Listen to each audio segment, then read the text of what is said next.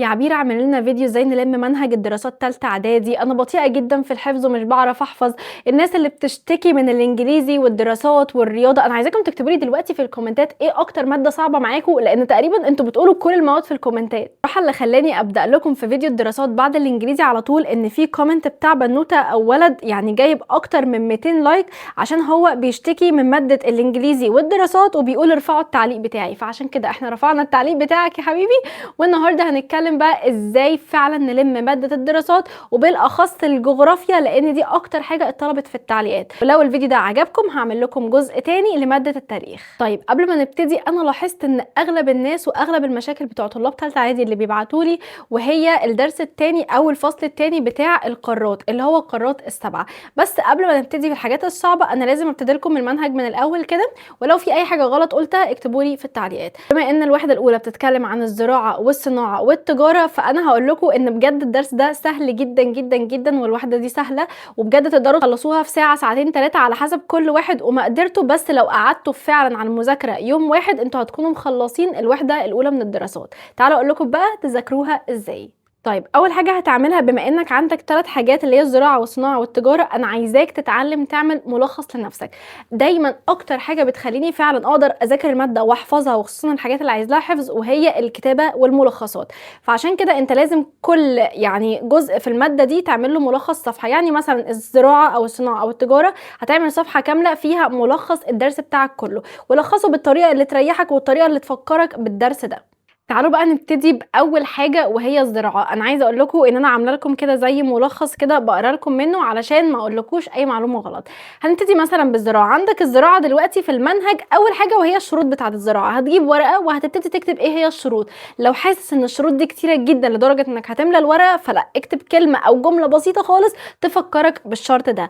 تاني حاجه عندك مثلا اهم المحاصيل الزراعيه اللي تتزرع كل سنه، عندك القمح مثلا. وعندك تالت نقطه بقى وهي مشاكل الزراعه وحلولها. يعني عندك في المنهج حاجات كتيره جدا، انت الدرس بتاعك قسمه للثلاث نقاط دول واكتب ملخص ليه، وبعد كده كرر نفس الكلام ده على الزراعه والصناعه والتجاره. وبكده اضمن لك ان انت كل ما تنسى المنهج وتبص على الكام ورقه اللي انت هتعملهم هتراجع الدرس كله بالكامل وهتفتكر، عشان انت اللي عامل الملخص بنفسك مش بتقرا من كتاب. لكم برضو مثال تاني على الصناعه. انتوا هتعملوا الجدول بتاعكم او هتبتدوا صفحه جديده وتبتدوا ان انتوا تقسموها ل3 خانات او 4 على حسب الخانات او النقاط الموجوده عندكم في الدرس. انا هديكم بقى مثال دلوقتي بالصناعه. عندك اول حاجه عوامل قيام الصناعه، وعندك مناطق الصناعه في مصر، وعندك كمان الانواع بتاعه الصناعه. يعني فلنفترض انت عندك المنطقه اللي هي اكتوبر فيها مثلا مصنع بتاع نسيج، هتبتدي تكتب اول حاجه اللي هو النوع بتاع المصنع، وتاني حاجه تكتب المناطق وتفكر نفسك بكلمه او بجمله. المهم هنا ان انت ما تكتبش دش كتير، اكتب الكلام بس اللي هيفكرك بالمنهج بتاعك. هنعمل برضو نفس الكلام على التجاره عشان كده فعلا اكون اديتكم مثال على كل حاجه.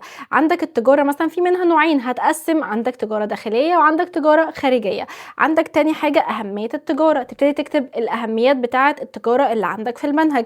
تيجي بعد كده تكتب ايه هي طرق النقل. عندك مثلا نقل بري بحري جوي نهري، اكتب كل انواع النقل وفكر نفسك بكل حاجه، علشان كل ده حرفيا بيديلك نقاط اكتر في الامتحان. والدرس بجد مش صعب، هو بس عايز له انك تربط الدنيا ببعض كده وتعمل ملخص بسيط يفكرك بكل حاجه. هنخش دلوقتي مثلا في تاني وحده معانا بعد ما خلصنا الوحده الاولى. انا عارفه ان الوحده دي ممكن تكون بالنسبه لكم صعبه، ولكن صدقوني خدوا الموضوع كده تاتا تاتا وما تصعبوش الموضوع على نفسكم. تاني حاجه وهو قارات العالم. عندك مثلا قاره اسيا افريقيا اوروبا امريكا الشماليه الجنوبيه استراليا وكمان القطبيه الجنوبيه.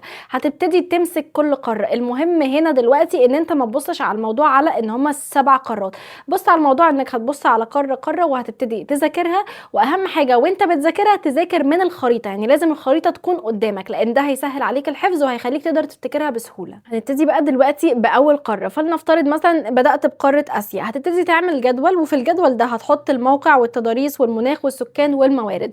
وانت كده هتكون بتقسم كل قاره للنقاط دي، وده هيسهل عليك ان انت حتى لو انت ما حفظتهاش من اول مره على الثانيه على الثالثه الجدول قدامك، وده هيساعدك انك تحفظهم بسهوله.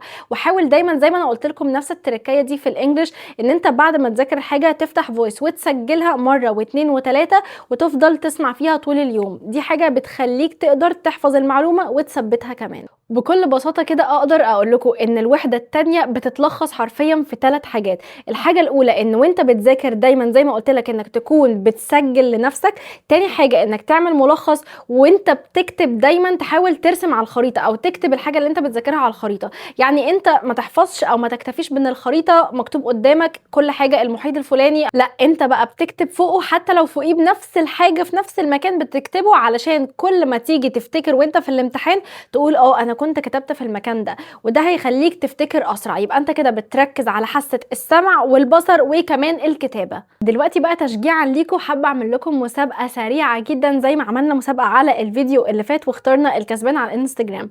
كل اللي عليكم إن أنتم هتوصّلوا الفيديو ده ل5000 لايك، وتاني حاجة تكتبوا الدعاء اللي هيظهر قدامكم دلوقتي في الكومنتس، وتكتبوا لي إيه المادة اللي حابين نتكلم عنها الفيديو اللي جاي، وإن شاء الله هنختار الكسبان بمجرد إن الفيديو يوصل ل5000 لايك. ودلوقتي بقى أنا عايزة أقول لكم شوية نصايح مهمة جدًا هتفرق في مذاكرة الجغرافيا، أنا من زمان ماشية على النصايح دي، ودلوقتي وفي كل سنة بأكدها على أي طالب بيكون في تالتة إعدادي وفعلًا بتفرق معاه.